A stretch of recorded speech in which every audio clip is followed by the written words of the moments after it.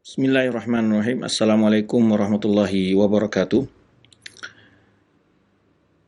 Alhamdulillahirabbil alamin wassalatu wassalamu ala rasulil amin wa ala alihi wa ashabi man tamassaka bi sunnatihi ila yaumiddin. Pemirsa Roja TV dan pendengar radio Roja yang muliakan Allah Subhanahu wa taala. Alhamdulillah di pagi yang berkah ini kita kembali dapat melanjutkan pembahasan kita, yaitu faedah-faedah dari sejarah Islam, mengenal bagaimana perkembangan Islam setelah wafatnya Rasulullah SAW dari masa ke masa, ya, dan kita mencoba menggali hikmah dan pelajaran serta ibrah, ya, dari sejarah tersebut.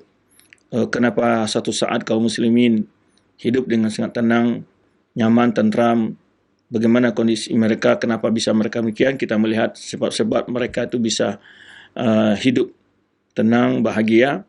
Kemudian juga kita mencoba melihat kenapa mereka bisa terpecah belah, kekuatan mereka lemah. Ya, ini adalah bagian daripada ibrah bagi kita. Kemudian juga kita melihat bagaimana pengorbanan para generasi tua Islam, generasi pemula Islam di dalam membela dan perjuangkan agama Allah ini. Sehingga kita dapat mengambil ibrah dan pelajaran serta inspirasi untuk langkah-langkah kita dalam mengamalkan ajaran agama kita yang mulia ini. Pemirsa dan pendengar rahmati Allah Subhanahu wa taala, pembahasan kita itu akan membahas tentang awal berdirinya kerajaan Abbasiyah atau kekuasaan Bani Abbasiyah ataupun Khilafah Al-Abbasiyah. Pembahasan kita secara relasi atau sumber pembahasan kita, masdarnya atau marajiknya, kita akan mengambil beberapa sumber di samping kitab-kitab sejarah yang masyhur yang telah ditulis oleh ulama Islam seperti Tarikh Tabari, Tarikh Ibnu Katsir yang Bidayah wa Nihayah, kemudian juga Tarikh Ibnu Khaldun, termasuk juga Tarikh Ibnu Athir dan juga Ibnu Jauzi, ya.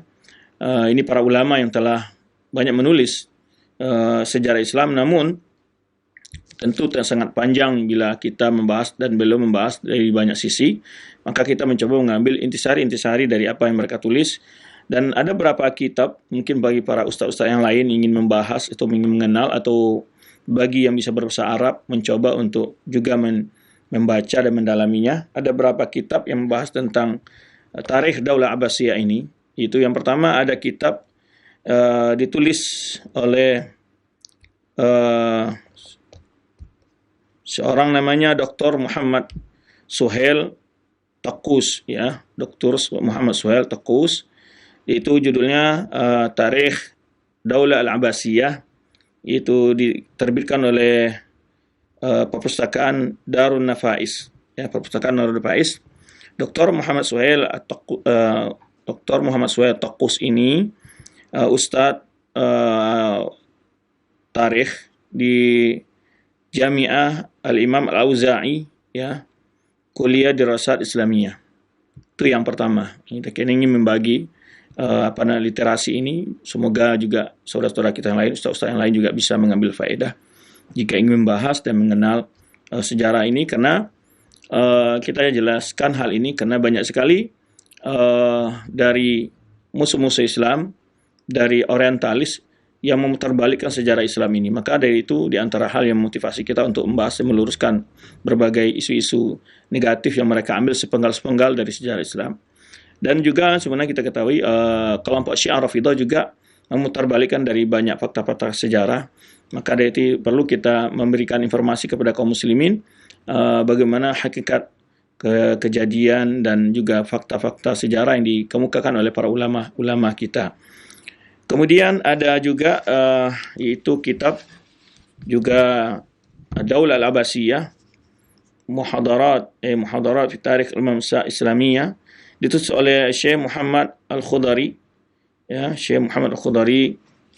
Ini dicetak oleh Darul Ma'rifah, ya, dicetak oleh Darul Ma'rifah, ya, Beirut, ya. Kemudian ada lagi literasi yang lain, yang ini yang lebih agak baik dari antara literasi. Kalau literasi yang Daulah Abbasiyah karang Muhammad Khudari ini masih banyak perlu ada catatan-catatan yang perlu dibenahi. Ada tulisan yang silsilah dari karya Syekh Mahmud Syakir, ya.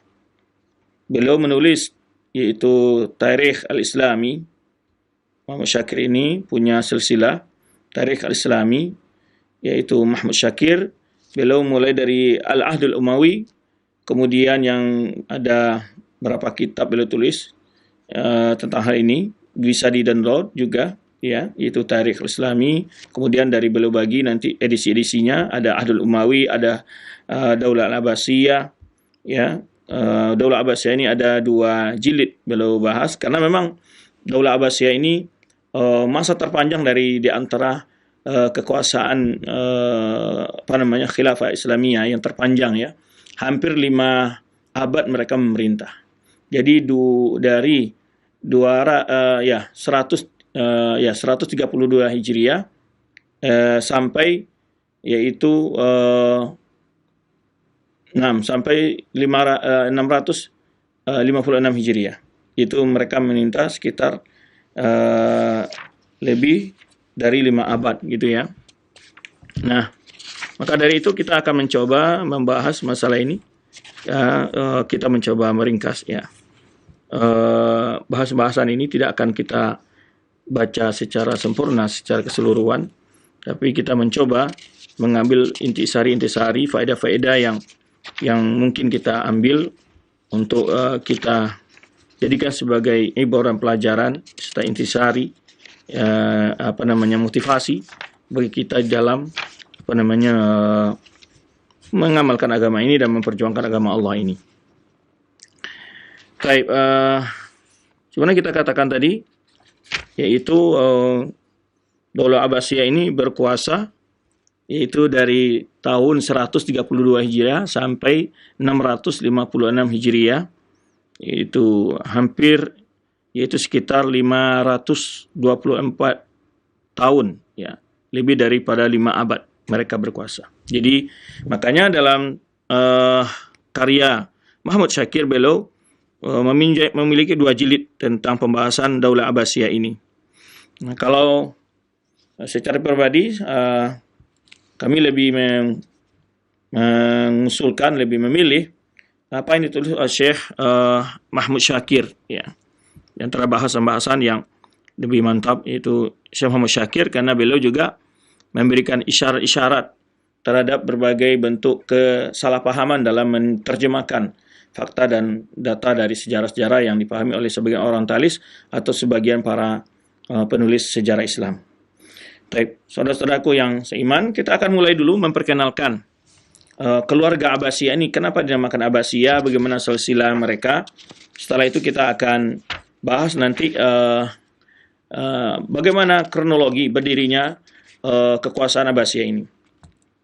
Taban Daulah Abbasiyah ini nisbahkan kepada kakek mereka, kakek pendirinya, yaitu Abbas bin Abdul Muttalib. Kita tahu Abbas adalah paman Rasulullah SAW, ya, yaitu Abbas bin Abdul Muttalib bin Hashim bin Abdul Manaf. Ya, kemudian beliau ini memiliki banyak anak, ya.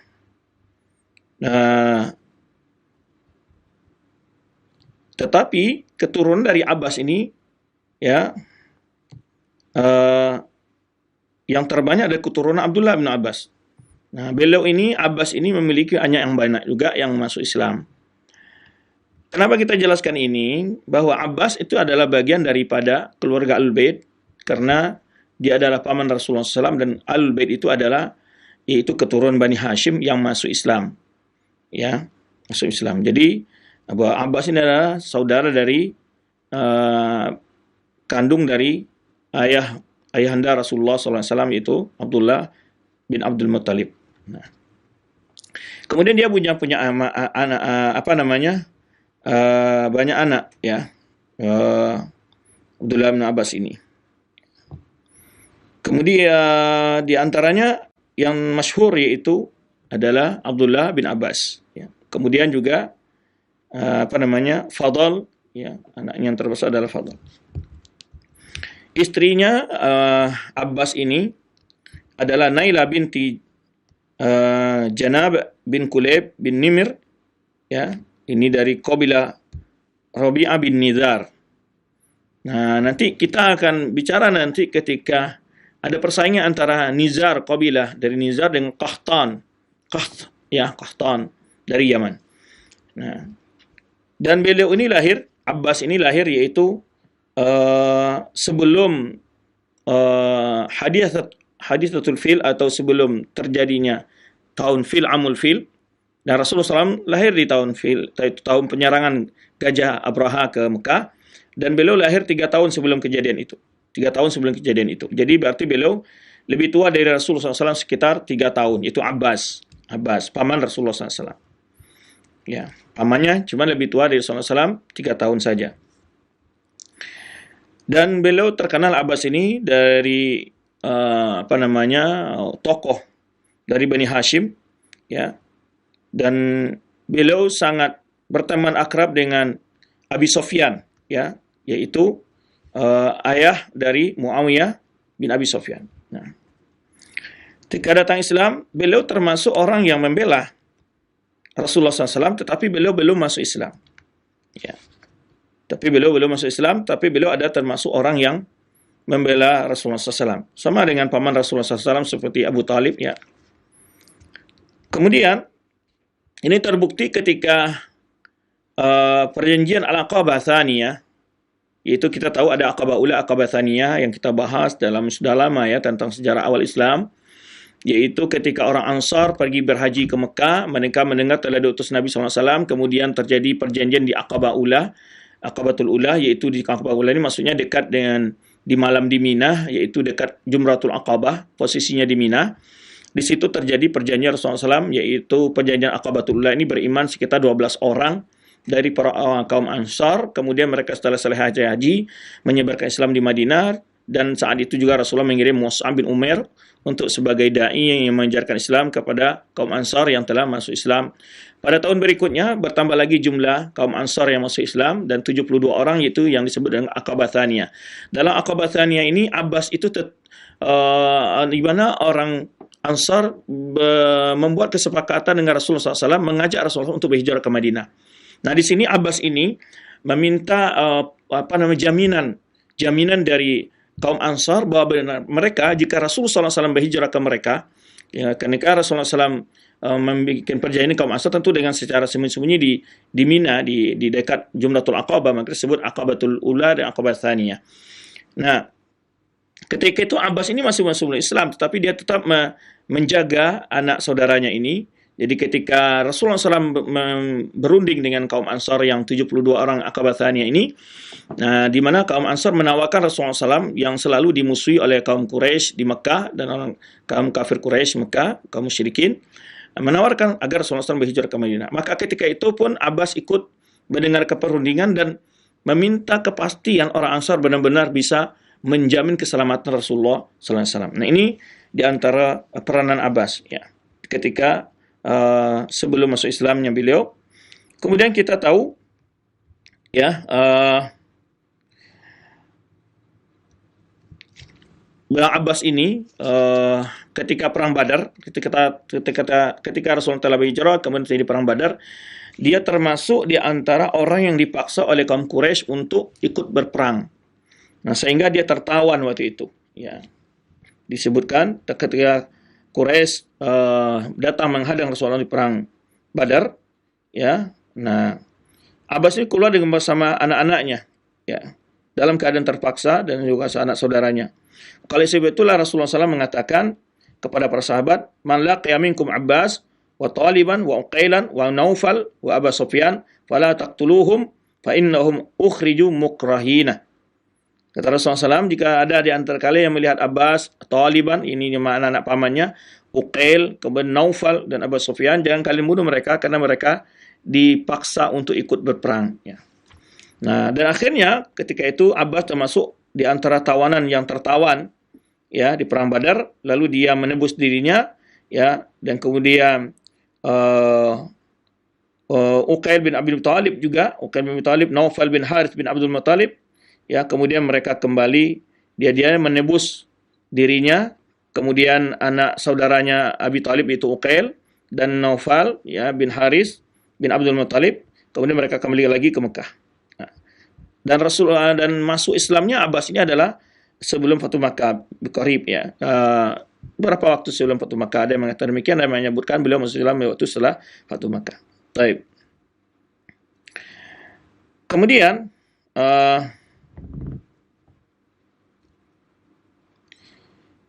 sebagian menyebutkan bahwa di sana di mana Abbas ini hijrah ke Madinah sebelum Fatu Makkah.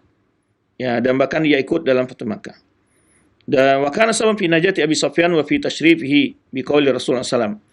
Nah, karena dia kan teman akrab Abi Sufyan sebelum masuk Islam, ketika Rasulullah SAW Fatu Makkah, kita ingat bahwa Rasulullah SAW memberikan jaminan keamanan kepada setiap orang yang mau masuk ke rumah Abu Sufyan.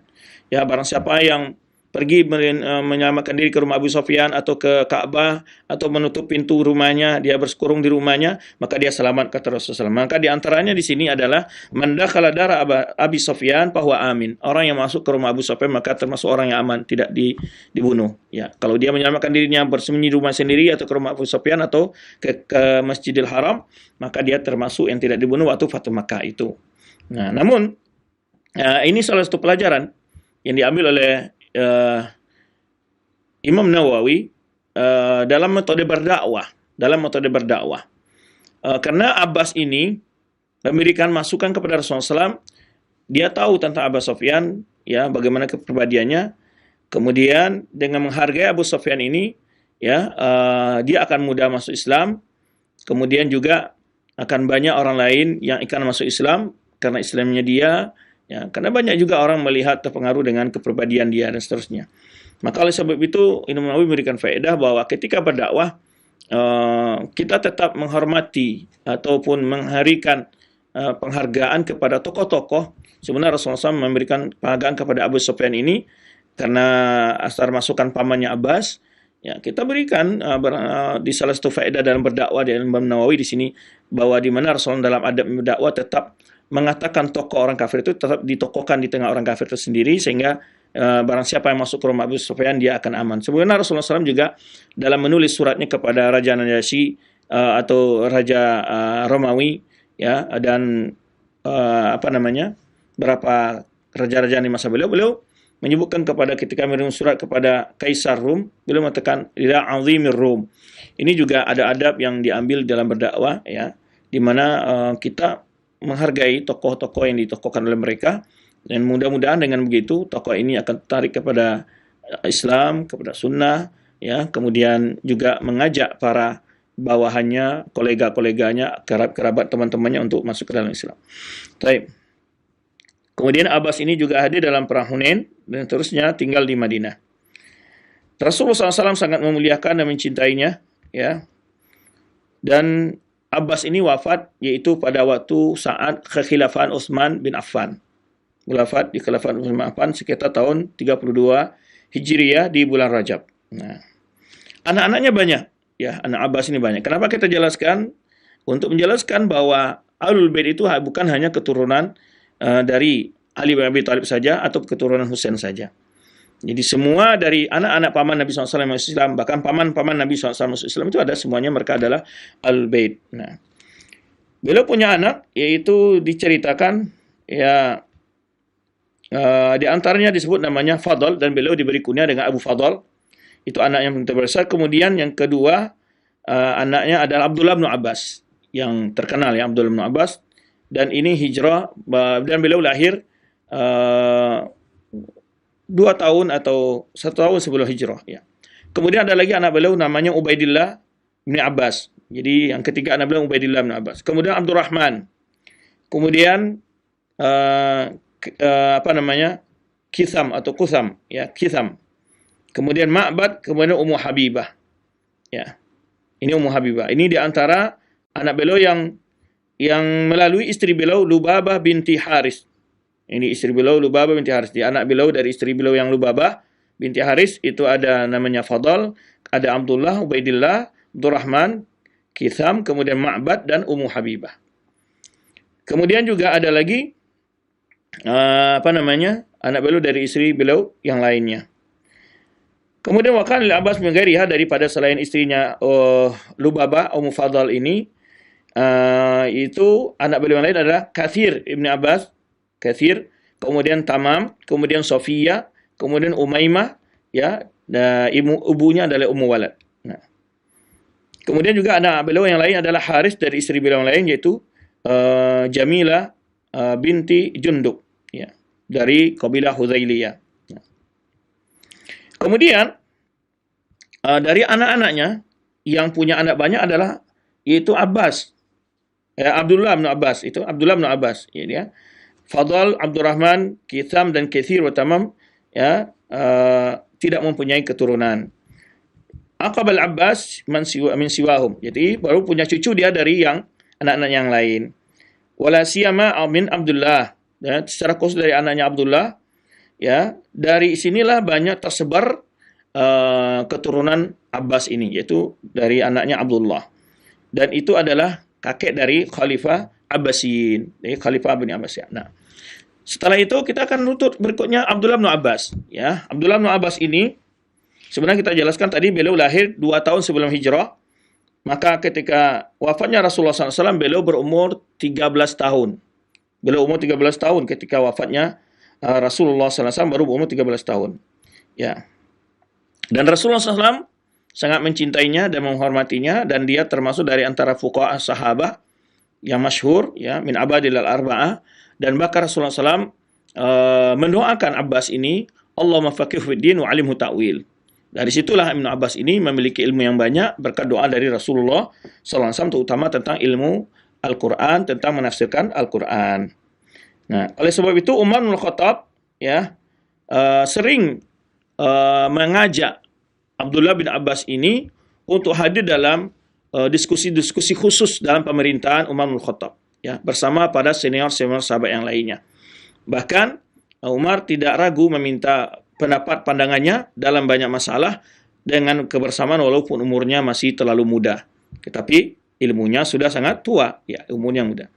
Kemudian ini menunjukkan kepada kita bicarakan ini, tujuan kita adalah ingin menjelaskan bagaimana keakraban antara sahabat dengan para keluarga Rasul. Ini yang ini juga ingin kita ambil faedahnya, ya. Karena kita tahu di mana orang-orang Syiah yaitu selalu seakan-akan membenturkan keluarga Ahlul Bait dengan sahabat-sahabat Rasulullah yang lainnya radhiyallahu anhum, ya.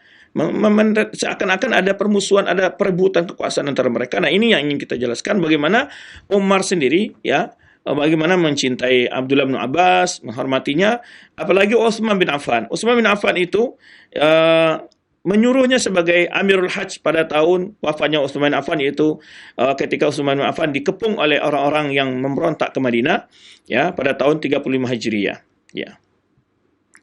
Kemudian tatkala Ali diangkat menjadi khalifah setelah wafatnya Utsman, ya, menjadi dia sebagai orang yang setia dalam bersama Ali radhiyallahu anhu, yaitu Abdullah bin Abbas ini, dan ikut dalam beberapa pertempuran-pertempuran yang dialami oleh Abi Thalib. Kemudian dia diangkat menjadi gubernur Basrah, ya, dan beberapa iklim lainnya atau beberapa wilayah lainnya. Kemudian setelah Ali wafat, dia meninggalkan Basrah dan pindah ke Makkah dan akhirnya tinggal di Taif, yang sampai sekarang masyhur disebutkan bahwa kuburan di sana dan dia punya masjid di situ di Taif. Waqila inna dzalika, ya, ketika Ali telah terbunuh, dia pindah ke Makkah dan tinggal di Taif. Nah, dan Ibnu Abbas sampai meninggal beliau tinggal di Taif, ya.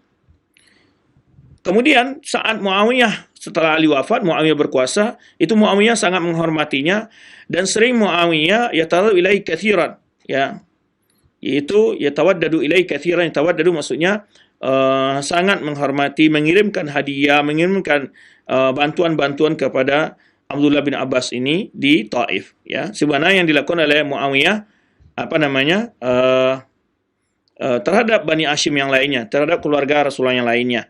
Dan Abdullah bin Abbas ini wafat pada tahun 68 Hijriah, ya, wafat 68 Hijriah. Baik. Kemudian tadi kita katakan bahwa melalui Abdullah bin Abbas inilah banyak keturunan dari Abbas, yaitu dia punya anak sekitar, ya, kalau nggak salah dia punya anak yaitu 22 laki-laki, ya, 11 perempuan. Kemudian setelah itu Abbas ini keturunannya yang nanti yang silsilahnya menemukan kepada yang berikutnya adalah Ali bin Abdullah bin Abbas. Cucu dari Abbas ini namanya Ali bin Abdullah bin Abbas. Ya, ini adalah runtutan garis keturunan dari raja pertama dari Abbasiyah atau Khilafah Bani Abbasiyah ini. Baik. Ibunya, istri dari Abdullah bin Abbas namanya Zur'ah binti Mashrah bin Ma'di, ya, di Karib min Kindah, dan mempunyai anak namanya Ali bin Abdullah bin Abbas. Ya, dia anak daripada Abdullah bin Abbas namanya Ali bin Abdullah bin Abbas. Ya. Ada juga menyebutkan dasarnya memberi nama anaknya Ali adalah atas kecintaan Abdullah bin Abbas kepada Ali bin Abi Thalib. Ya. Tapi kita ketahui bahwa di antara sahabat-sahabat Nabi itu sering memberi nama anak mereka dengan nama para sahabat yang lainnya. Taib. Kemudian Ali bin Abdullah bin Abbas ini, ya, itu beliau lahir pada malam terbunuhnya Ali bin Abi Thalib. Maka akhirnya Abbas menamakan anaknya dengan yaitu Ali. Ya. Jadi dia lahir pas di malam terbunuhnya Ali bin Abi Thalib. Ali bin Abdullah bin Abbas ini. Dan dia juga kunyahnya disebut juga dengan Abul Hasan. Ya, dan dia adalah anak Abdullah bin Abbas yang terkecil. Anak Abdullah bin Abbas yang terkecil, ya. Dan dia termasuk Sayyidan Syarifan, dan dia termasuk orang yang sangat mulia, dihormati, dan punya postur tubuh yang sangat tinggi. Punya postur tubuh yang sangat tinggi sehingga disebutkan oleh para penulis sejarah jika dia bertawaf, yaitu orang-orang lain seakan-akan berjalan kaki dan dia menaiki onta begitu, ya. Dan wakana ajmal Quraisy, ya, dan dia adalah orang Quraisy yang terganteng di zaman dia, ya. Ali bin Abdullah bin Abbas ini. Wakana mufritan fitul, jadi jalan sangat tinggi sekali. Apabila dia bertawaf, sebagaimana manusia di sekitarnya bagaikan seorang pejalan kaki di samping orang yang berkuda atau menunggangi kendaraan gitu, sehingga dia sangat tinggi sekali kelihatan gitu. Kemudian bagaimana hubungannya Bani Umayyah? Nah, ini kita ingin melihat bahwa tidak terjadi permusuhan yang sangat sengit, ya, seperti yang digambarkan oleh orang Syiah Rafidah dalam sejarah mereka, di mana Bani Umayyah yaitu memberikan Bani Umayyah memberikan sebuah daerah kepada dia untuk tempat tinggalnya, yaitu Humaimah namanya. Di daerah Syarah, itu perjalanan antara Syam ke Madinah. Itu lebih dekat ke kota Damaskus. Ya, disebut dengan daerah Syubik. Wa huwa min iklim Balqa. Di daerah termasuk wilayah Balqa, ya. Dan dia tinggal di sana. Ya. Dan wafatnya pada tahun 117 Hijriah. Jadi Banu Umayyah itu memberikan kehidupan-kehidupan yang layak bagi para keluarga bait seperti ini. Ali bin Abdullah bin Abbas ini dia memberikan wilayah untuk dia, yaitu namanya disebut dengan Humaimah. Nah, Ali bin Abbas ini, tadi saya sebutkan Abdullah bin Abbas yang banyak punya keturunan mulai anaknya Ali bin Abbas. Jadi Ali bin Abdullah bin Abbas ini yang punya anak tadi yang saya sebutkan 22 laki-laki, 11 perempuan. Jadi 33 orang anaknya. Ya. Isnan wa isyirin waladan dzakaran wa 11 unsa. 11 unsa. Jadi dia punya anak 22 laki-laki, yaitu separuhnya perempuan, 11 perempuan. Jadi 33 anaknya semua. Ya. Kemudian anak-anaknya adalah Muhammad, Daud, wa Isa, wa Sulaiman, wa Saleh, wa Ahmad, wa Bishr, wa Mubashir, wa Ismail, wa Abdul Samad, wa Abdullah al-Akbar, wa Ubaidillah, wa Abdul Malik. Ini disebutkan Abdul Malik. Ya, dia menamakan anak-anaknya juga dengan nama dari antara khulafa Bani Umayyah, ya, Abdul Malik pokoknya. Utsman juga di antara namanya anaknya Utsman. Ini menunjukkan bahwa di mana sebagian sahabat menamakan anak-anak mereka dengan nama-nama Ahlul Bait, dan sebagian Ahlul Bait pun menamakan anak-anak mereka nama para sahabat yang mulia, ya, ataupun para tokoh-tokoh yang baik di Bani Umayyah. Abdul Malik, ya, menamakan anak Abdul Malik, menamakan anaknya Utsman, ya. Kemudian anaknya lagi Abdurrahman, Abdullah Asgar, wa Yahya, wa Ishaq, wa Yaqub, Abdul Aziz. Kemudian ada lagi Ismail Asghar, Ismail yang kecil, Abdullah Al-Awsat, ya. Nah, kemudian dari sinilah keturunan Abbas atau keturunan Abdullah bin Abbas yang banyak menyebar ke berbagai wilayah-wilayah. Ya, inilah asal muasal nanti keturunannya yang menjadi pemerintah pertama atau penguasa pertama dari kalangan Bani Abbasiyah. Kemudian dari Ali ini dia punya anak tadi siapa? Muhammad, anaknya yang paling besar, Muhammad, ya. Nah, Muhammad. Jadi Muhammad bin Ali bin Abdullah bin Abbas. Nah, kemudian dia adalah orang tua dari raja pertama dari Bani Abbasiyah, yaitu Abul Abbas As-Saffah atau Abdullah, ya, namanya Abdullah tapi dikenal dengan Abul Abbas As-Saffah. Dan dia punya anak Ibrahim. Di awalnya yang merancang pendirian kekuasaan Bani Abbasiyah ini adalah anaknya Ibrahim. Ibrahim bin Muhammad bin Ali bin Abbas, ya, bin Abdullah bin Abbas, ya. Ibrahim bin Muhammad bin Ali bin Abdullah bin Abbas. Nah, jadi keturunan kelima lah dari Abbas, pendiri dari kerajaan Abbasiyah ini.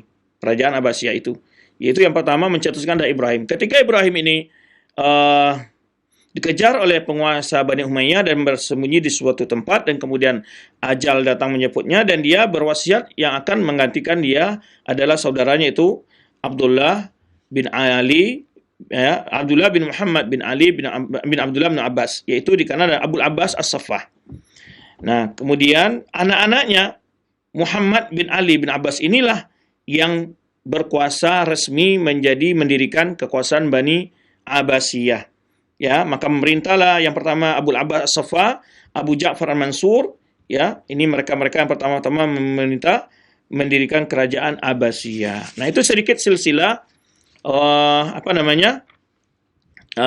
berdirinya kerajaan Abbasiyah ini, ya. Taib. Sekarang kita akan berpindah membahas masalah bagaimana awal mula ceritanya berdirinya kerajaan Abbasiyah ini. Ya. Di mana kerajaan Abbasiyah ini sebetulnya awal mulanya kita tahu, ya, setelah wafatnya Ali bin Abi Thalib, kemudian memerintahnya Hasan sebentar, kemudian setelah Hasan menyerang kekuasaan pemerintahan Islam kepada Muawiyah. Dari semenjak itu orang-orang yang disebut dengan kelompok Syiah yang menisbahkan mereka berloyalitas kepada Ahlul Bait tetap punya keinginan yang merancang program-program yang bagaimana upaya mendirikan kekuasaan yang dipimpin oleh Ahlul Bait. Tetapi para Ahlul Bait ini banyak yang ditawarkan, ya, seperti ketika awal berdirinya ditawarkan yaitu Ja'far Shadiq, kemudian juga beberapa Ahlul Bait lain. Mereka sudah tidak mau lagi ditipu oleh orang Syiah sebenarnya, karena mereka pengalaman melihat bagaimana Ali bin Abi Thalib ditipu oleh orang Syiah ketika di Kufah, anaknya Husain, kemudian anak saudaranya Uqail, Muslim bin Uqail, dan lain-lain beramak kejadian, kepada Hasan sendiri. Berdasarkan itu mereka tidak berminat. Akhirnya mereka berpindah kepada keluarga Abbas. Nah, keluarga Abbas atau keluarga Abdullah bin Abbas, ya, yaitu Muhammad bin Ali bin Abbas bin Abdullah bin Abbas. Nah, itu anak-anaknya ini yang bisa dipengaruhi, dan akhirnya mereka membuat rancangan-rancangan. Ditambah lagi dengan kondisi politik Bani Umayyah di akhir kekuasaan mereka sudah lemah, kemudian juga terjadinya semacam perseteruan antara adanya fanatik kabilah orang Yaman dengan orang Yaman, Khurasan Persia dengan Persia, sehingga hal ini membuka peluang bagi upaya pendirian kerajaan Abbasiyah ini sangat memuluskan bantuan. Nah, itu membuat mereka mulus untuk menuju ke kekuasaan. Pertama, kondisi keluarga Bani Umayyah yang goncang, ya, ada perselisihan kekuasaan antara mereka, dan juga terdapatnya kondisi dalam negeri mereka dari kegaduhan dari segi adanya pecikan-pecikan perpecahan di kalangan rakyat, seperti utama dari Khurasan, ya, Kufah, yang situ lebih banyak daripada orang Syiah, dan juga di situ penduduknya bermacam-macam, ya. Ada yang di Khurasan ini banyak sekali etnis yang hidup di sana. Nanti akan kita jelaskan. Etnis ini mereka tidak kompak, mereka saling memiliki keinginan untuk mendukung calon penguasa mereka masing-masing. Nah, ini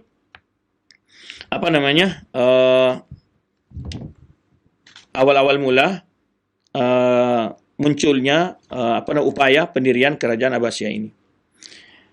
Kalau kita lihat wilayah-wilayah Islam saat itu sangat luas sekali, banyak sekali iklim-iklim di sini, atau kita sebut dengan semacam residen-residennya ya. Ada keresidenan di situ ataupun wilayah-wilayah. Namanya wilayah Jaziratul Arab. Itu meliputi Hijaz, Yaman, Amman, Hijr ya. Nah, ini ada 4 wilayah besar itu tuh disebut dengan wilayah namanya keresidenan Jaziratul Arab umpamanya, wilayah yang besar. Ini kita ingin melihat bagaimana luasnya kekuasaan Bani Umayyah yang diwarisi oleh Khilafah Abbasiyah setelahnya.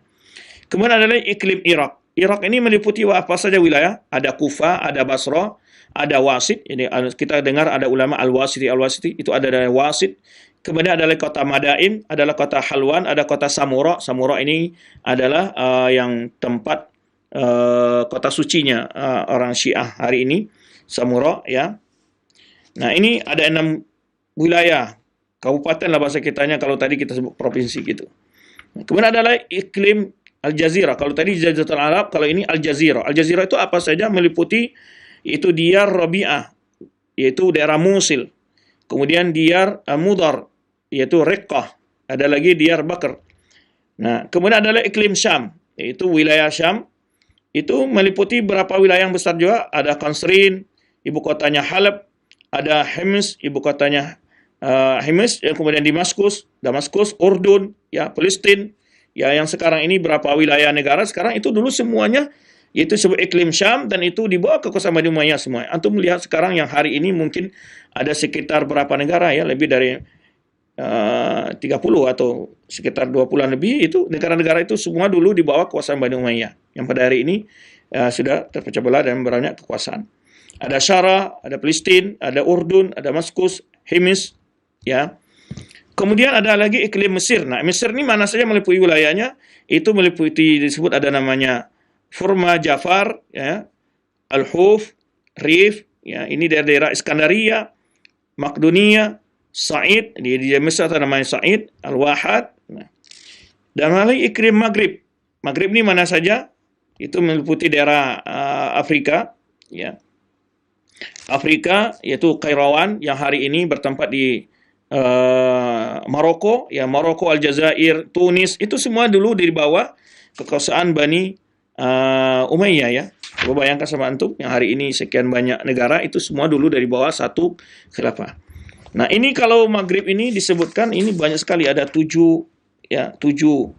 wilayah besar nih. Ada namanya Riqqah, ada namanya Afriki ya, Kairawan, kemudian Taharat, itu kemudian ada lagi Sajal Masah, ada Fas, ya, Fas ini kalau nggak salah hari ini terletak di Aljazair atau Algeria. Kemudian ada Lesus, Al-Aqsa, ya, kemudian sampai Andalus.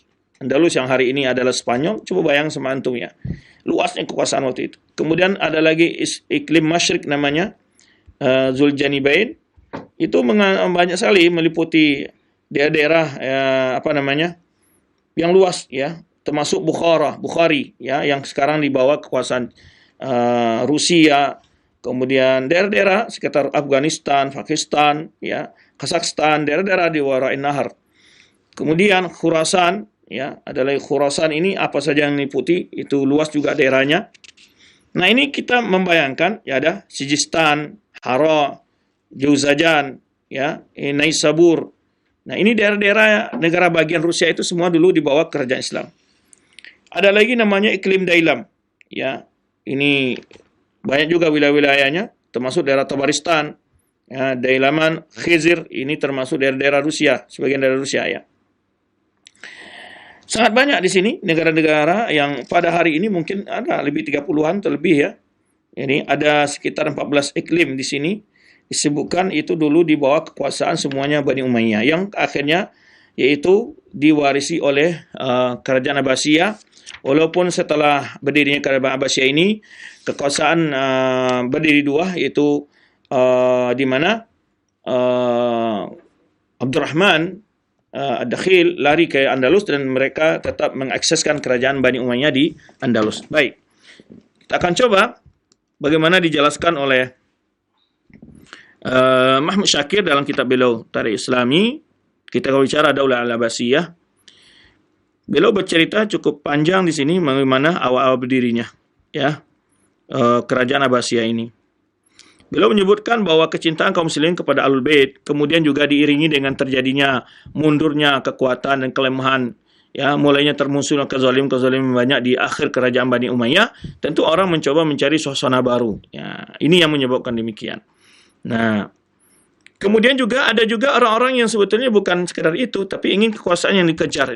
Seperti disebutkan contohnya Mukhtar bin Abi Ubaid Ats-Tsaqafi, yang pada awalnya dia ini adalah bersama Ali bin Thalib, kemudian tinggal di Basrah. Kemudian setelah diusir oleh Ubaidillah bin Ziyad, setelah kejadian Karbala, terbunuhnya Husain, ya, beliau pergi ke Taif, tinggal di Taif, diusir oleh Ubaidillah bin Ziyad. Ya, setelah kejadian di Karbala, dia diusir ke Taif. Kemudian setelah ditangkap berapa lama, kemudian dia bergabung dengan Abdullah bin Zubair. Ini Mukhtar bin Abi Ubaid Ats-Tsaqafi ini. Kemudian dia pura-pura menjadi orang yang loyalitas kepada Ahlul Bait. Kemudian dia meminta izin untuk pergi ke Irak. Nah, setelah pergi Irak, dia di sana dia membuat siasat. Ya, kemudian dia berupaya seakan-akan dia ingin mengangkat Ahlul Bait sebagai pemimpin. Dia mengajak Muhammad bin Ali bin Abi Thalib. Muhammad bin Ali bin Abi Thalib, ya, yang kenal Ibnu Hanafiyah. Lakin Muhammad ini menolak keinginan daripada siapa? Mukhtar bin Abi Ubaid ini yang tadi kita sebutkan. Kemudian dia mencoba lagi mencari siapa yang bisa dirayu untuk diangkat sebagai ikon mereka dia dalam dakwahnya untuk mendapati kekuasaan di sini. Nah, ini kemudian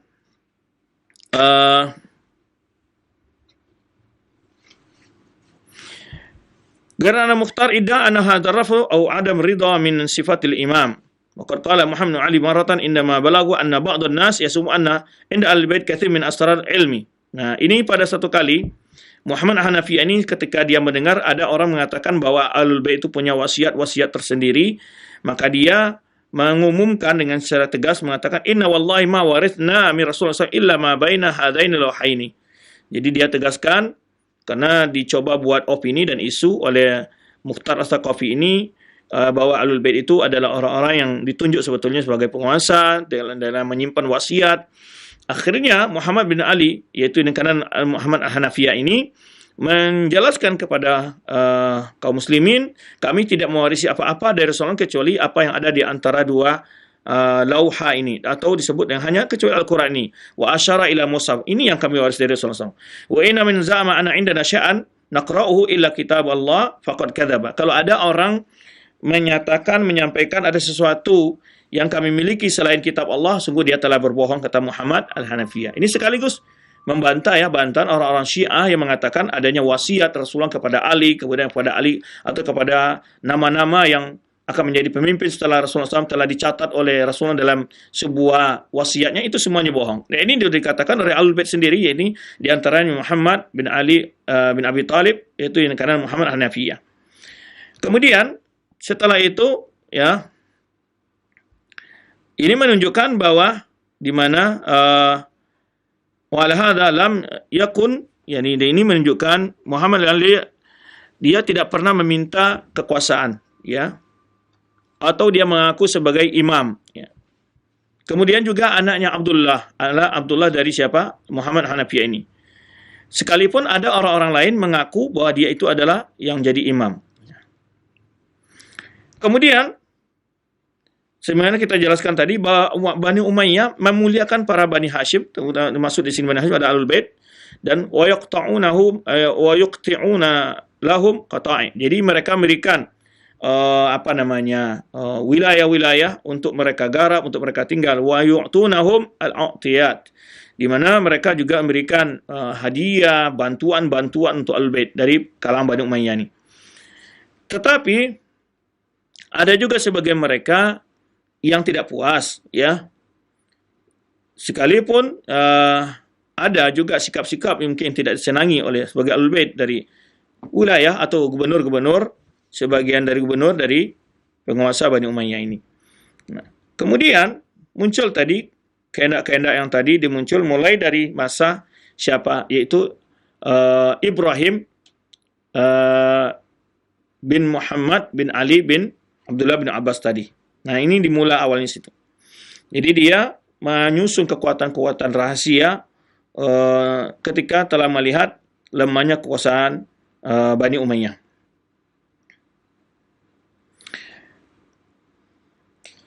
Di sini dijelaskan oleh Mahmud Syakir bahwa di mana dalam upaya-upaya untuk mencapai kekuasaan itu pun digunakan isu-isu hoax, ya, atau yang tidak benar. Ya, itu sudah maklum lah, ya, menjatuhkan, membesar-besarkan sebuah kesalahan yang kecil hakikatnya. Wa kana khusum Bani Umayyah lil isya'at didduhum kalimatun ma tarjulun min al-bait idda'u anna al-Umayyin qad dassu lahu sum.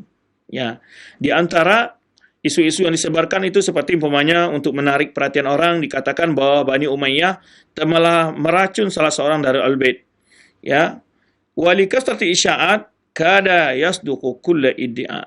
Akhirnya karena selalu diulang-ulang isu-isu batil itu, hoax ini diulang-ulang, akhirnya seakan-akan itu benar gitu ya. Nah, di sini disebutkan di antara bukti bagaimana Bani Umayyah menghormati Bani Hashim, itu maksud di sini Ahlul Bait. Faqad aqta'a al-Walid bin Abdul Malik al-Khalifah al-Umawi al-Humaimah biqarbi min Syubak min iklim Balqa fil Urdun li Ali bin Abdullah bin Abbas. Nah, ini disebutkan di mana al-Walid bin Abdul Malik, ya, al-Walid bin Abdul Malik bin Marwan, yaitu memberikan wilayah, ya, untuk tadi yang disebutkan Ali bin Abdullah bin Abbas ini. Di situ dia tinggal dan di situ dia berketurunan. Dia diberikan bantuan-bantuan kebutuhannya. Kemudian wa min hadzal aidan faqad zara Abu Hashim Abdullah bin Muhammad Dimashq al-Khalifah al-Umawi Sulaiman bin Malik wa qad akramahu Sulaiman. Nah, juga di antaranya juga keluarga Al-Bait, di antaranya Abu Hashim Abdullah bin Muhammad mengunjungi Khalifah Umayyah, yaitu di masa Sulaiman bin Abdul Malik. Dan Sulaiman itu memuliakannya, wa qaddama lahu al-u'tiyat. Ini memberikan uang, memberikan bantuan gitu ya, dari harta Al-Bait, dari harta kaum muslimin atau dari kekayaan negara.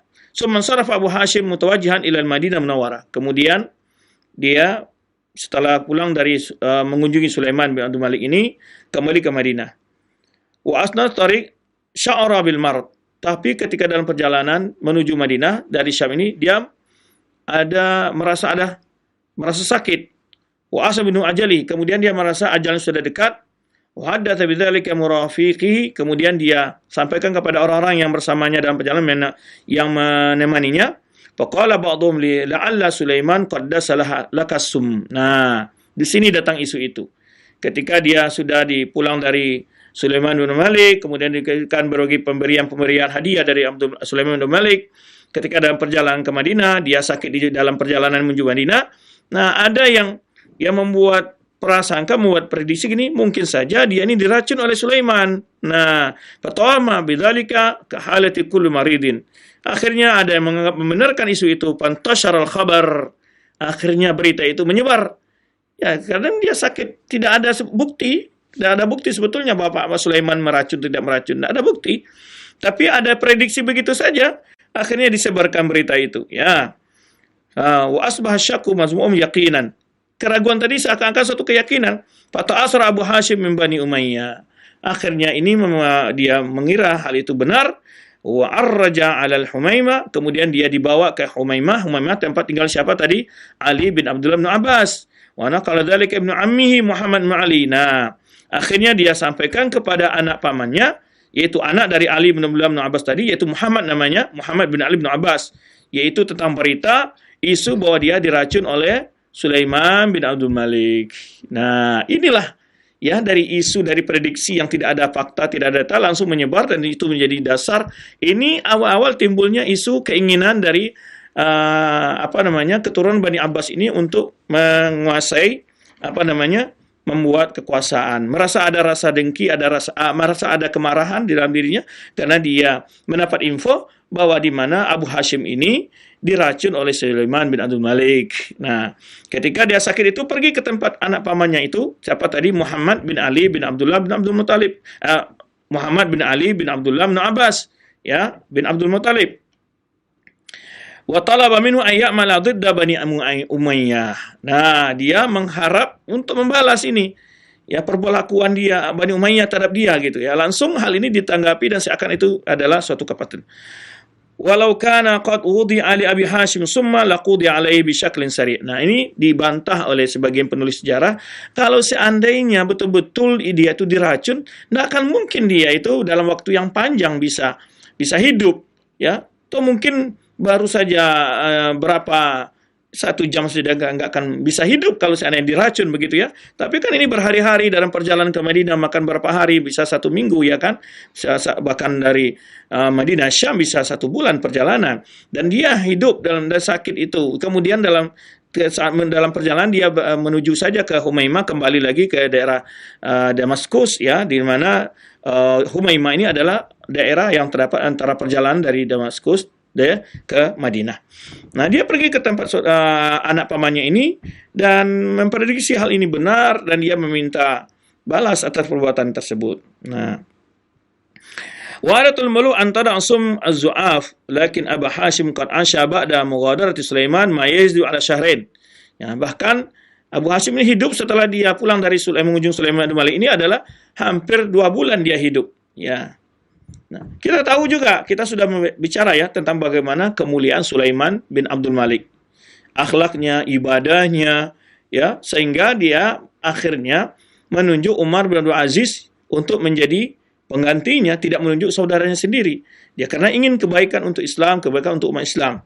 Karena dia selalu berteman dengan Haywah, salah seorang tabi'in yang selalu memberikan masukan positif kepada dia, dan dia terkenal Sulaiman bin Abdul Malik adalah raja yang adil, raja yang soleh ya kan. Tetapi inilah sebuah isu dan inilah fakta yang banyak merusak hubungan antara saudara, antara kelompok, antara tokoh ya. Ini banyak sekali isu-isu yang mengadu domba ya. Nah, ini akhirnya seperti ini. Isunya padahalnya itu kecil saja sebetulnya. Ada kemungkinan dia ini diracun. Gitu saja. Dan akhirnya jadi seakan-akan suatu hal yang sudah diyakini, sudah dipastikan. Dan akhirnya berupaya untuk dia meminta pertanggungjawaban, minta dibalas perbuatan tersebut. Nah, ini.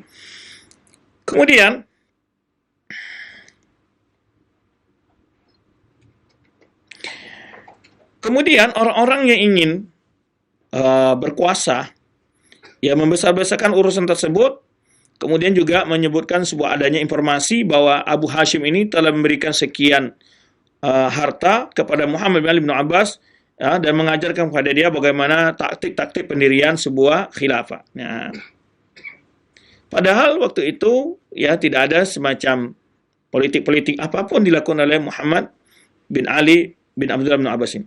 Wa inna Abu Hashim wa waliduhu Muhammad bin Abdullah bin Abi Hashim Muhammad bin Ali bin Abi Muttalib bin Abi Talib la yabra'una min al-Kaisaniyah. Nah, di sini juga disebutkan ada informasi bahwa dari situlah mulainya ada upaya-upaya terjadinya untuk membuat semacam kekuatan rahasia perancangan pendirian Daulah Abbasiyah. Tapi ini juga dibantah oleh para penulis sejarah, di mana bahwa situ ada namanya aliran Kaisaniyah, di mana Hashim ini, anak dari Muhammad bin Ali bin Abi Thalib, anak Hanafiyah ini, mereka berlepas diri dari Kaisaniyah. Innaha ma'ariqa mundu dzalika tarikh, di mana Kaisaniyah ini memiliki pemahaman yang sangat khatir. Ada yang menyebutkan dia adalah bagian dari kelompok Khawarij. Falam yakun lahum ayyata silatin bil Kaisaniyah allati yad'i ruwa anna Bani Hashim qad ittajahu nahwaha.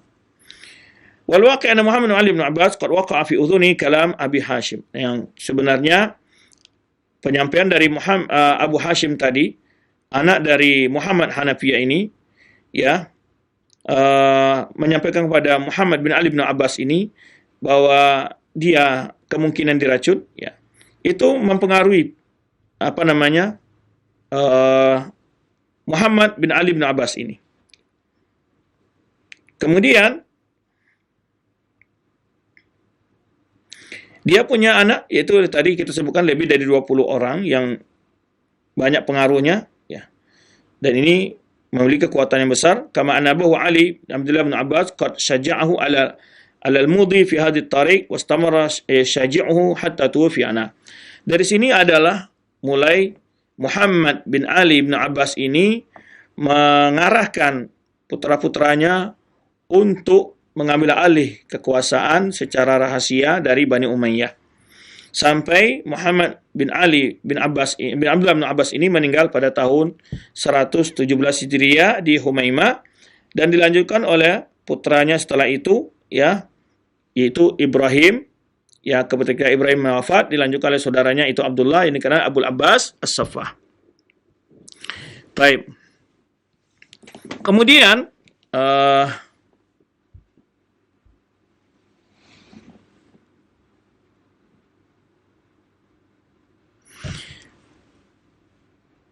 Baba da'i ala tanfidhiha, di sini mulailah mereka membuat taktik-taktik bagaimana cara untuk merancang kekuatan, baik secara angkatan perang, ya, kekuatan tentara untuk menguasai kondisi, ya. Nadhara Muhammad bin Ali li tu'ayin makan alladhi yaj'alu qa'idatan talaq. Nah, di sini Muhammad bin Ali bin Abbas ini, bin Abdullah bin Abbas ini memberikan di mana mereka memulai untuk merancang kekuatan rahasia, yaitu usulkan itu dari Khurasan. Khurasan ini kenapa? Karena Khurasan tadi kita sebutkan hidup di sana etnis yang berbeda. Ada dari Turkmenistan. Turkmenistan ini adalah bangsa yang antum lihat wajahnya seperti orang-orang Kazakhstan, Turkmenistan, ada itu, ya, bukan Turki maksudnya, ya, tapi bangsa disebut bahasa Turk. Kemudian juga di situ ada orang Persia, yang dulu wilayah ini adalah di bawah kekuasaan Persia atau kerajaan Persia.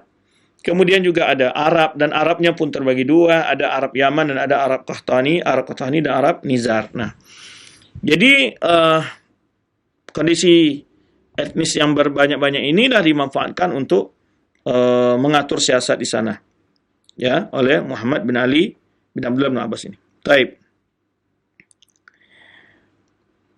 Kemudian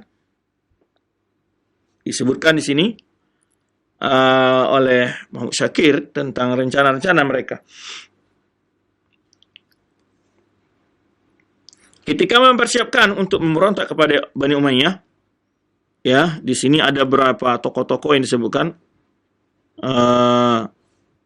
Ada Mukhtar Saqafi, ada Mus'ab bin Zubair, Abdurrahman bin Muhammad al-Ash'as, ada lain-lainnya, ya, yang membantu, ya. Kemudian ketika memilih Khurasan ini, ya, karena daerah juga berbatasan dengan wilayah-wilayah yang gampang untuk penyelamatan diri jika dikejar oleh kekuasaan Bani Umayyah. Nah, kama fa'ala min qibal Ibnu As'as wa ghairihi wa fi Khurasan istaddu sira' bainal Arab wa baina Kaisiyah wal Yamaniyah. Nah, di sini awal tadi kita sebutkan di mana akhir kekuasaan Bani Umayyah itu diwarnai dengan mulai fanatik kesukuan. Sehingga ada pertentangan antara Arab Yaman dengan Arab yang bukan Yaman, kemudian antara kekuatan Persia, orang-orang yang dari rakyat Persia, dan juga dari suku-suku Turkmenistan ini. Nah, akhirnya mulailah kekacauan-kekacauan itu timbul di Khurasan, dan kekacauan itu dimanfaatkan oleh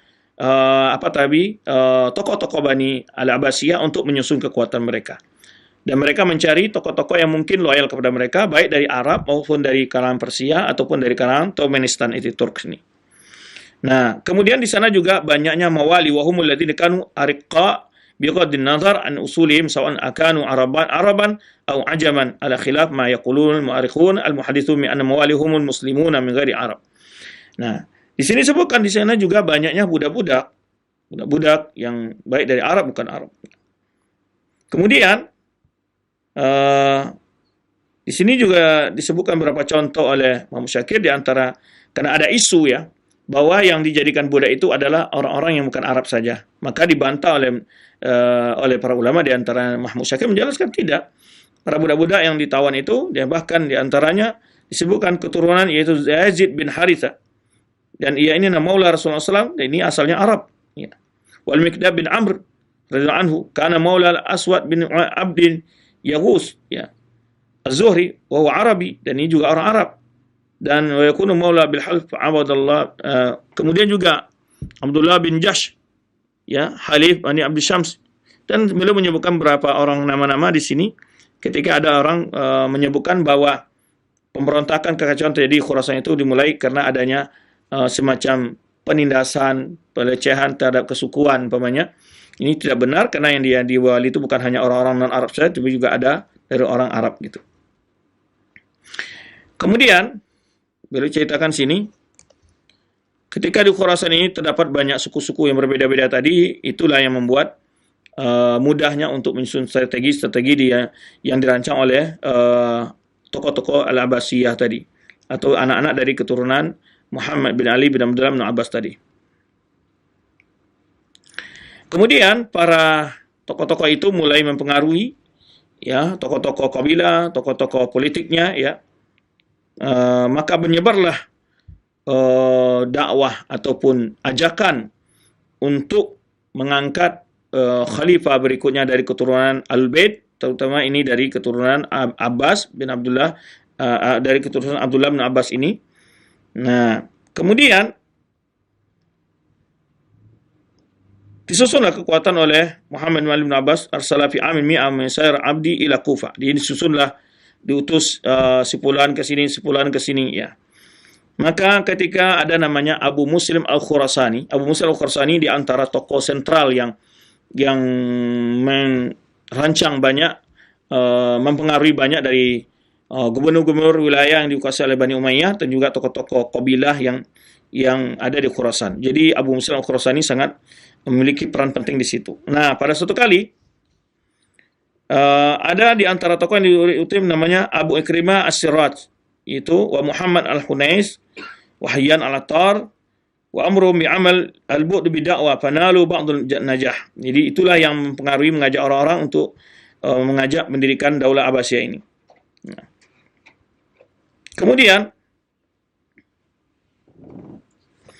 Kemudian dipilih perwakilan-perwakilan, ya. Di sini disebutkan ada Abu Muhammad As-Sadiq Muhammad bin Ali Al-Abbasi, 12 orang naqiban, 12 orang dari tokoh sentral yang akan mengajak manusia untuk mengajak kaum muslimin untuk mengakui pemerintahan Bani Abbasiyah ini. Di antara mereka Sulaiman bin Qatil Al-Khuzai, Walahid bin Quraiz At-Tamimi, wa Qutbah binti Syubaib At-Tai, wa Musa bin Ka'ab At-Tamimi, wa Khalid bin Ibrahim Abu Daud. Ini nama-namanya yang disebutkan, ya. Nama-nama ini kurang penting bagi kita, ya. Barangkali kita melihat peristiwanya apa saja yang bisa kita ambil faedahnya. Kemudian setelah 12 ini memilih lagi 70 orang, ya. Kemudian setiap dai ini memiliki setiap dai itu memiliki 12 orang yang melaksanakan perintah-perintah dari 12 orang tadi. Dia 70 itu dibagi. Nah, kemudian setiap orang memiliki 70, yang 12 tadi memimpin 70 orang, ya. Kemudian mereka mengatur siasat untuk membagi kepada wilayah-wilayah, mengirim ke wilayah-wilayah utamanya Kufah, Basra, Khurasan, dan lain-lainnya. Ya. Kemudian di sini juga dijelaskan, ada disebutkan dalam tulisan-tulisan para kaum musyrikin ataupun penulis yang kurang memahami kondisi, mereka mengatakan bahwa seakan-akan awal kerajaan Bani Abbasiyah ini dimulai dengan cara pesan, itu membunuh setiap orang-orang yang Arab di Khurasan. Ini suatu hal yang tidak masuk akal, karena ya yang Abbasiyah ini adalah orang Arab. Bagaimana dia akan mengusir orang Arab sendiri gitu? Jadi untuk menciptakan sebuah kondisi seakan-akan bahwa Daulah Abbasiyah ini adalah dicetuskan oleh kaum Persia. Kemudian juga penulis sejarah menyebutkan bahwa di mana Ibrahim bin Muhammad menyuruh Abu Muslim Al-Khurasani, yaitu untuk memilih orang-orang yang setia kepada Bani Abbasiyah atau Ahlul Bait untuk ikut mengambil peran di dalam pendirian negara atau usaha pendirian kekuasaan Bani Abbasiyah ini. Nah, ini berapa disebutkan di sini Khurasan yang dimana disebutkan ya daerah-daerah yang mulai mereka kuasai, yaitu ada Khurasan itu meliputi 3 wilayah hari ini: Iran, Afghanistan, Turkmenan. Turkmenan ini adalah yaitu daerah utara daripada Turkistan. Itu karib juga dengan batasan dengan Iran dan Afghanistan. Di antaranya kota-kotanya sebut kota Moro, Baihaq itu asal dari Imam Baihaqi, dan berapa kota-kota lainnya. Ini wilayah dulu yang disebut Khurasan itu, daerah Afghanistan, Iran hari ini, ya. Nah, maka oleh sebab itu kita jelaskan oleh para penulis sejarah, karena banyaknya etnis di situ, yang diantara versi juga ada yang mungkin tidak suka dengan kekuasaan Bani Umayyah, dimanfaatkan ketidaksenangan itu oleh pendiri-pendiri Daulah Abbasiyah untuk menyusun kekuatan mereka. Kemudian, singkat cerita, setelah mereka mempunyai pasukan, kekuatan, mereka mulai merebut beberapa wilayah, Kufah, Basra, ya, kemudian merangsek terus ke daerah Syam, ya, bahkan mengejar khalifah yang terakhir, ya, Muhammad bin Marwan, ya, yang terakhir Khalifah Umayyah, berusaha mencari dan menangkapnya, dan akhirnya dengan banyaknya, karena memang Bani Umayyah sudah melemah kekuasaan mereka, dan juga banyaknya tadi kekacauan yang terdapat dalam wilayah mereka, akhirnya dengan mudah Bani Abbasiyah itu menguasai wilayah-wilayah yang dikuasai oleh Bani Umayyah. Itu singkat ceritanya. Maka khalifah yang pertama adalah diangkat oleh Bani Abbasiyah, yaitu adalah disebut dengan Abul Abbas Abdullah bin Muhammad bin Ali bin Abdullah bin Abbas. Ini khalifah yang pertama. Ya, khalifah yang pertama yang diangkat oleh Bani Abbas waktu itu, ya, yang tadi kita sebutkan. Dia ini ada anak dari Muhammad yang tadi sempat dilaporkan oleh Abu Hashim, anak dari Muhammad Hanafiyah, dengan alasan memotivasinya adalah Bani Umayyah di antara isu yang disebar adalah telah merancang untuk pembunuhan dari Abu Hashim dengan meracunnya. Ini isu-isu yang awal mulanya yang untuk memprovokasi berdirinya Daulah Abbasiyah, dan beberapa isu-isu yang lain tentunya. Nah, ini yang dapat kita bahas dulu untuk kesempatan ini. InsyaAllah kita akan lanjutkan pembahasan ini pada jumpa yang akan datang. Ya, sebetulnya langkah-langkah pendirian Daulah Abbasiyah ini banyak pembahasannya dijelaskan oleh para penulis sejarah, tapi kita mengambil ringkas-ringkas saja. Kita karena ingin membahas poin yang lebih penting dari sejarah ini. Jadi tidak terlalu banyak kita membahas peristiwa-peristiwa yang kurang penting kita jelaskan. Jadi tadi kita sebutkan langkah-langkahnya mereka mendirikan, itu sekitar 120 Hijriah itu, dari situ mulainya setelah Abu Muslim Al-Khurasani bergabung dengan rencana daripada Muhammad bin Ali bin Abdullah bin Abbas. Kemudian berlanjut, ya, dengan bergabungnya Abu Muslim Al-Khurasani ini banyak keberhasilan yang dicapai oleh para perancang pendirian Daulah Abbasiyah, ya, sehingga mereka dapat menguasai banyak wilayah-wilayah di bawah kekuasaan Bani Umayyah. Maka dengan sangat mudah mereka menguasai kekuasaan, dan akhirnya resmi Abul Abbas As-Saffah, yaitu Abdullah bin Muhammad bin Ali bin Abdullah bin Abbas, diangkat sebagai khalifah pertama dari Daulah Al-Abbasiyah. Itu sekilas yang dapat kita bahas barangkali. InsyaAllah kita akan lanjutkan nanti apa saja pembangunan ataupun kemajuan ataupun program yang dilakukan oleh Abul Abbas Abdullah bin Muhammad bin Ali bin Abdullah bin Abbas ini di awal kekuasaannya, tentu pasti akan mengendalikan dulu keamanan dalam negeri, ya. Itu yang pertama, pasti langkah-langkahnya disebutkan oleh para penulis sejarah. Kemudian juga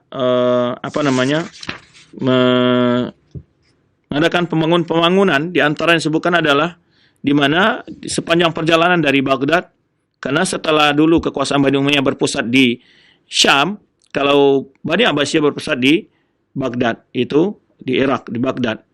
Nah, di mana ketika mereka pergi berhaji itu mulai dipasang semacam, kalau di kita adalah 1 kilo, ada buktinya, menandai jarak-jarak itu, kemudian setiap 1 kilo dikasih lampu, ada batas-batas yang jelas, ya. Nah, ini mulai mereka lakukan di pembangunan perjalanan menuju haji dari kota Baghdad ke Mekah. Itu di antaranya yang mereka lakukan adalah penerangan jalan, ya. Nah, ini yang disebutkan oleh para penulis sejarah. Insyaallah kita akan bahas insyaallah masa-masa kekuasaan dan juga kemajuan-kemajuan, upaya-upaya terbaik yang mereka lakukan untuk mengembalikan kekuatan umat dan kejayaan umat Islam di masa pemerintahan Al-Abbasiyah. Demikian dulu pembahasan kita, insyaallah kita akan lanjutkan pada pertemuan yang akan datang. Barakallahu fikum wa jazakumullahu khairan. Terima kasih atas pelajaran serta pembahasan yang begitu bermanfaat yang telah disampaikan oleh Ustadz di kesempatan pagi hari ini. Semoga menjadi tambahan ilmu untuk kita semuanya, dan Allah mudahkan kita untuk mengambil pelajaran dari sejarah ini. Baik, khowatul Islam, kami berikan kesempatan untuk Anda yang ingin bertanya seputar pembahasan ini. Kami akan angkat dari pesan singkat. Pertanyaan telah masuk. Assalamualaikum warahmatullahi wabarakatuh, Ustadz. Dari Puja di Bekasi. Ustadz, apakah keturunan Abbasiyah masih ada sampai sekarang? Dan runtuhnya kerajaan tersebut dikarenakan apa? Mohon penjelasannya, silahkan. Baik, terima kasih atas pertanyaannya. Semoga Allah SWT memberikan kita ilmu yang manfaat dan amal yang soleh. Mengenai kewujud keturunan daripada Ahlul Bait sampai hari ini itu ada, ya. Mereka menyebar di berbagai tempat sebenarnya dijelaskan oleh Imam Syaukani. Cuman di antara mereka ada yang pasti yang dapat diketahui oleh orang banyak garis-garis keturunan mereka, dan mereka Ahlul Bait itu sendiri mencatat keturunan mereka dari masa ke masa. Setiap mereka itu pasti punya keturunan dan mereka punya rajian jelas.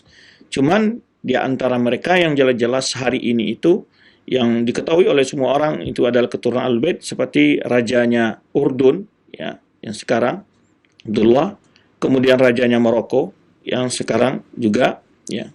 Dan juga di Saudi Arabia banyak di antara mereka masih hidup, dan juga menjadi dosen, ya, dan juga mahasiswa, ya. Di masa kita masih kuliah ada berapa orang dosen, itu mereka adalah keturunan dari Ahlul Bait, keturunan dari Ahlul Bait.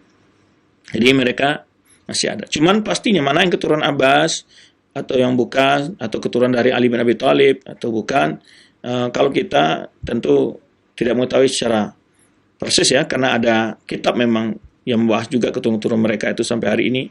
Mereka pun punya ranji-ranji yang jelas. Ya, tapi kita yakin mereka masih tetap ada. Keturunan mereka masih tetap ada, namun kita tidak mengetahui secara terperinci. Adapun sebab-sebab keruntuhan Daulah Abbasiyah ini kita akan bahas insyaallah. Kita akan lihat di antara secara global adalah, yaitu pertama adalah ada dua sebab. Yang pertama adalah pengkhianatan dari kaum Syiah Rafidhah kepada khalifah yang terakhir dari Khalifah Bani Abbasiyah. Dia membuat taktik dengan alasan ketika ekonomi negara melemah, dia memberikan masukan kepada khalifah untuk memecat semua tentara-tentara. Akhirnya sekian besar, lebih dari 70% dari jumlah tentara itu diberhentikan. Bahkan disebutkan oleh Ibnu Katsir sampai di antara mereka menjual sayur di pasar, karena begitu banyaknya beratnya kehidupan yang mereka hadapi. Setelah kekuatan ini pasukan lemah, dari situ Ibnu Al-Qami ini membuat perjanjian rahasia dengan Kholakokan, yaitu anak dari Genghis Khan, ya. Dan dialah yang menunjukkan di mana posisi istana, bagaimana kondisinya, dan akhir darinya itu pada suatu taat terjadi perjanjian di mana Kholakokan ini datang di perbatasan di luar, dan bertenda di situ. Mereka bikin siasat. Kemudian khalifah yang terakhir Bani Abbasiyah diajak untuk berunding ke sana, karena diinformasikan oleh Ibnu Al-Qami ini bahwa mereka yang berunding. Dan dibawalah 70 lebih dari para ulama, tokoh-tokoh besar. Kemudian sampai di tempat itu, mereka dikepung dan tidak boleh masuk kali satu persatu. Dan satu persatu mereka dipenggal di dalam tenda itu. Dan ini akhir, ini habislah ulama-ulama, tokoh-tokoh politik terpenting, ya, termasuk khalifah saat itu. Nah, ini siasat yang dilakukan saat itu. Kemudian setelah itu baru mereka menyerang kota Baghdad dan menghanguskan, membakar dan membunuh sekian banyak jiwa, menghancurkan kekayaan ilmiah, yaitu perpustakaan Al-Hikmah yang diwarisi dari Ma'mun, yang begitu tersimpan di dalamnya jutaan dari karya para ulama dilemparkan ke dalam sungai Efrat dan Tigris, ya. Nah, ini kisah yang sangat memilukan sebetulnya, bahkan bukan tidak pernah terjadi kehancuran, kesadisan dalam sepanjang sejarah seperti yang terjadi di masa kehancuran kota Baghdad oleh Holakokan. Ini akan kita bahas insyaallah pada waktunya, ya. Sekarang kita masih mulai dalam awal muqaddimah atau awal berdirinya kerajaan Abbasiyah ini. Wallahu a'lam bishawab. Jazakumullahu khairan Ustaz, terima kasih atas nasihat dan jawaban yang bermanfaat yang telah disampaikan. Selanjutnya kami akan berikan kesempatan untuk Anda yang ingin menghubungi kami via telepon. Halo. Assalamualaikum. Waalaikumsalam. Dengan siapa ini? Di mana Bapak? Dengan hamba Allah di Pado. Bapak dikecilkan saja ya volume televisinya, atau dimatikan dulu. Nanti Bapak bertanya dulu, kemudian dinyalakan lagi. Baik. Halo. Ya, halo, silakan Pak. Ya, Assalamualaikum warahmatullahi wabarakatuh Pak. Waalaikumsalam warahmatullahi. Ini tadi agak bingung tadi penjelasan Pak Ustadz menyangkut umur sahabat Abbas itu beda 3 tahun dengan Rasulullah.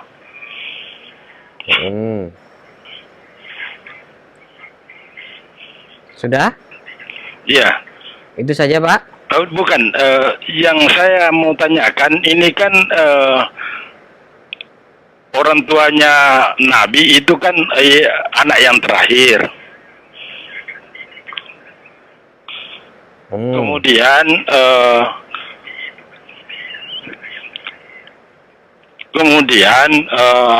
itu tentu lebih tua Abbas dengan orang tuanya Nabi. Maksud Bapak Abbas lebih tua dari Rasulullah gitu? Iya, bukan beda umurnya. Bukan, ya. kalau anunya kalau 3 tahun, berarti kan orang tuanya Nabi kawin cuma kurang dari 3 tahun. Ya. Jadi itu cuma mau meluruskan kan. Apa betul cuma 3 tahun bedanya, sementara orang tuanya Nabi pun juga lebih tua dengan Abbas. Ya. Baik, terima kasih. Mohon diluruskan ya Ustaz kalau. Iya. Jazakumullah khairan Pak, silakan. Assalamualaikum warahmatullahi wabarakatuh. Waalaikumsalam warahmatullahi wabarakatuh. Silakan Ustaz. Waalaikumsalam warahmatullahi wabarakatuh. Untuk diketahui bahwa anak dari Abdul Muttalib itu banyak, diantaranya adalah Abdullah. Abdullah itu ya adalah bukan disebutkan sebagai anak yang terakhir dari anak Abdul Muttalib. Ya, saya belum dapat menyebutkan, belum pernah menemukan bahwa Abdullah itu adalah anak yang terakhir dari Abdul Muttalib. Kemudian yang menyebutkan tentang Abbas ini memang umurnya sangat dekat dengan Rasulullah SAW. Semua daripada masdar, daripada sejarah menyebutkan bahwa menyebutkan bahwa Abbas ini sangat muda, dekat dengan Rasulullah SAW. Itu tuanya Rasulullah hanya 3 tahun saja. Ya, tuanya dari 3 tahun saja dari Rasulullah SAW. Berarti Abbas itu adalah adik dari orang tua Rasulullah SAW. Kita tahu bahwa yang meninggal lebih dulu adalah orang tua Rasulullah SAW, kemudian kakeknya masih hidup. Ya, kakeknya masih hidup. Jadi, apakah Abbas ini termasuk daripada anak? Karena Abdullah ini adalah anak yang mau dikorbankan oleh ayahnya. Itu Abdullah ini anak yang dikorbankan, dia meminta kepada Allah ketika orang kafir Quraisy merebut air Zam-Zam setelah dia melihat dalam mimpi air Zam-Zam, kemudian air Zam-Zam itu dikuasai oleh Abdul Muttalib, kemudian dia dia ingin dikuasai oleh orang kafir Quraisy yang lain, dan akhirnya meminta kepada Allah agar diberi 12 anak pemuda, ya. Akhirnya diberi Allah SWT dan bernazar untuk menyembelih salah seorang mereka. Dan di dalam sejarah, ya, kalau nggak salah yang tua itu adalah, ya, Abdullah, ayah orang tua Rasulullah SAW, bukan Abdullah anak bungsu dari Rasulullah SAW. Jika diartikan dari anak bungsu, maka arti anak bungsu di antara anak beliau yang awal beliau bernazar, ya, untuk mendapat anak 12 orang. Setelah itu, ya, kemungkinan dari kakeknya masih menikah, ya, memiliki istri, kemudian memiliki anak, yaitu Abbas, ya. Karena seluruh ahli sejarah sepakat bahwa Abbas itu lahir 3 tahun sebelum perang Fil, dan Rasulullah SAW lahir waktu tahun Fil, ya. Itu jadi tidak disebutkan bahwa umpamanya Abbas itu termasuk dari anak Rasulullah, anak daripada kakeknya yang termasuk dari 10 itu, ya. Karena di dalam sejarahnya di mana Abdul Muttalib meminta 10 orang anak, dan kemudian terpilih itu adalah Abdullah, ayah orang tua Rasulullah SAW, ya. Dan itu terbukti bahwa bahwa beliau telah mempunyai banyak anak setelah itu. Ya, setelah itu baru Rasulullah SAW, dan ketika orang tuanya bernazar itu, ya, orang tuanya bernazar, kakek Rasulullah bernazar, yang terpilih ada Abdullah. Ini menunjukkan bahwa Abbas itu lahir setelah anaknya orang tua Rasulullah SAW, dan orang tua Rasulullah SAW lebih tua daripada Abbas pastinya, ya. Tapi kemungkinan besar bahwa di mana Abbas ini tidak termasuk daripada anak Abdul Muttalib yang 12 yang dinazarkan tadi. Karena Abdul Muttalib ini adalah kakek Rasulullah SAW yang meninggal setelah Rasulullah berumur 6 tahun setelah Rasul meninggal. Ya, jadi kemungkinan setelah itu kakeknya masih menikah lagi dan mempunyai anak lagi. Karena kita tahu bahwa di antara paman Rasulullah SAW itu, ya, banyak sekali yang ayah, bukan satu ibu saja, ya. Jadi istrinya Abdul Muttalib itu banyak, ya. Wallahu a'lam bissawab. Barakallahu fikum wa jazakumullahu khairan Ustaz. Terima kasih atas nasihat yang bermanfaat. Berikutnya kami berikan kesempatan kembali untuk penelpon yang selanjutnya. Silahkan. Halo. Halo. Halo. Ya, dengan siapa ini, di mana? Dengan Ibu di Sulawesi Tengah. Silakan Ibu, pertanyaannya. Iya. Ya. Saya mau nanya mengenai umrah ini. Saya tahun lalu saya melaksanakan umrah, tapi tanpa mahram, muhrim. Karena suami saya sudah umur 61 tahun. Suami saya barusan meninggal 21 tahun saya rawat. Jadi kesempatan saya tinggal sedikit. Jadi saya pergi tanpa mahram, hanya dengan sepupu saya perempuan juga dan anak-anaknya. Apa umrah saya sah? Bisa? Karena setiap safar seharusnya harus ada muhrim. Bagaimana penjelasan, mohon? Ya. Assalamualaikum warahmatullahi warahmatullahi wabarakatuh. Terima kasih Ibu atas pertanyaannya. Fadhil Ustaz, silahkan. Insya Allah umrah Ibu adalah umrah yang sah. Umrah yang sah. Ya, tidak ada satupun ulama mengatakan orang yang umroh tanpa muhram umrohnya batal, nggak ada. Cuman ada yang menyebutkan dia melanggar aturan berangkat tanpa mahram, maka dia berdosa. Tetapi dengan kondisi Ibu tadi, ya, kalau umpamanya dia bersama anaknya, jika sepupunya atau anaknya, saudaranya, kemudian juga membawa mahram, itu juga mahram bagi Ibu. Tetapi walaupun tanpa mahram, ya, segi umur juga sudah membolehkan, karena memang Ibu sudah tua, lebih 63 tahun seterusnya. Ya, insya Allah umrohnya sah, ya. Dan tidak ada satupun ulama yang mengatakan orang yang berhaji ataupun umroh, ya, tanpa mahram umrohnya batal, ya. Dikatakan batal karena tidak ada hubungan syarat di situ, ya. Tidak syarat sahnya umroh, tidak disyaratkan berhubungan dengan sahnya safar. Ya, maka umrohnya sah insya Allah dan tidak bermasalah. Ya, terlepas dari tidak punya mahram, mahram-mahramnya itu dilihat dari kondisi masing-masing. Wallahu a'lam bishawab. Barakallahu fikum Ustaz, jazakumullahu khairan. Terima kasih atas nasihat dan penjelasan yang bermanfaat ini. Berikutnya kami akan bacakan dari pesan singkat. Pertanyaan telah masuk dari saudara kita di Bekasi, saudara Bagus, yang bertanya, Assalamualaikum Ustadz. Ustadz, mohon diberikan penjelasan sedikit saja tentang siapa itu Salahuddin Al-Ayyubi. Apakah kisah-kisahnya menjadi pahlawan dalam kaum muslimin itu sahih atau tidak? Dan dia hidup dalam bani apa, Ustadz? Silakan. Taib, Salahuddin Al-Ayyubi masyhur dengan bagaimana perjuangannya untuk membela kaum muslimin di Palestina, yang membalikan kembali ke Palestina ke kepangkuan kaum muslimin. Dan ini juga akan termasuk dalam salah satu pembahasan dari sejarah kita yang di akhir-akhir nanti, di mana Salahuddin ini ketika kaum muslimin sangat tertindas dan kemudian Allah Subhanahu wa taala memberikan kekuasaan untuk membela kaum muslimin melalui tangan beliau, dan beliau mampu kembali merebut Baitul Maqdis dengan orang-orang Yahudi dan Nasara. Dan beliau adalah salah satu dari tokoh sejarah yang sangat fenomenal atas perjuangan beliau dalam membela kaum muslimin dan juga membalikan Baitul Maqdis itu ke dalam pangkuan kaum muslimin. Jadi beliau sangat masyhur. Walaupun setelah pada pelajaran yang lalu pada perjalanan lalu mengatakan apakah beliau juga orang yang diisukan atau dianggap melaksanakan perayaan Maulid Nabi dengan lain bagaimana. Jadi ini yang saya katakan, walaupun itu umpamanya memang ada datanya, jadi itu tidak menunjukkan sebuah perbuatan yang salah. Itu membenarkan ketika dia dibantu oleh Allah dalam sebuah peperangan. Karena banyak sekali dari raja-raja Bani Umayyah dan Raja Abbasiyah yang dia juga ada yang minum khamar, yang ini, tapi kita berperang dia ada yang dibantu oleh Allah SWT menang.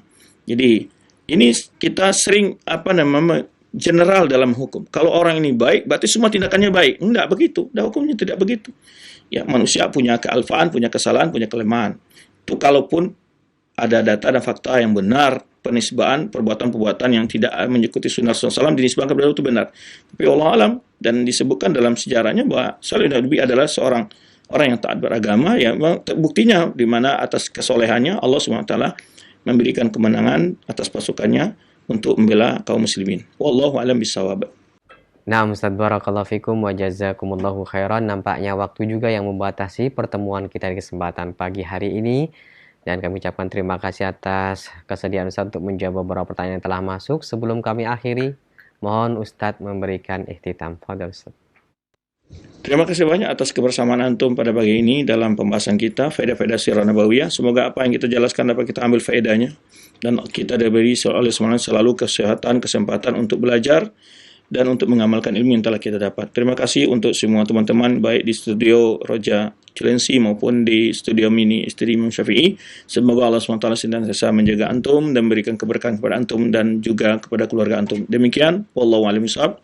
Subhanaka Allahumma bihamdika asyhadu an la ilaha illa anta astaghfiruka wa atubu ilaik. Wassalamualaikum warahmatullahi wabarakatuh.